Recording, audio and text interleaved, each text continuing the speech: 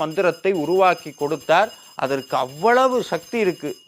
அதை எப்படி பாராயணம் பண்ணணும் அப்படின்னா, நீங்க வீட்டில் இருக்கக்கூடிய முருகன் படமா இருக்கலாம், இல்லை வேலா இருக்கலாம். உடனடியாக அந்த புத்தகத்தை வாங்கிட்டு வந்து பூஜை அறையில் உட்கார்ந்து மனசார அதை எவ்வளவு தூரம் படிக்க முடியுமோ முடிக்கணும் அந்த பாராயணத்தை. இடையில ஏதாவது இடையூறுகள் வருமாயின், ஏதாவது ஒரு வேலை, ஒரு தவிர்க்க முடியாத வேலை வந்து விட்டால் மறுபடியும் அங்கே போய் அந்த வேலையை முடிச்சுட்டு வந்துட்டு முதல்ல இருந்து பாராயணம் பண்ணணும் வேல்மாறல் மந்திரத்தை.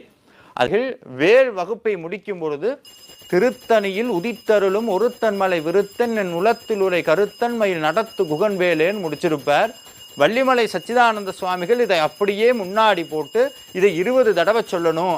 அதை பாராயணம் பண்ணுறதுக்கு அந்த புத்தகத்திலேயே வழிமுறையும் கொடுத்துருப்பாங்க. திருத்தணியில் உதித்தருளும் ஒரு பாராயணம் பண்ணவே நிச்சயமாக உங்கள் வீட்டில் முருகனுடைய அருளாற்றல்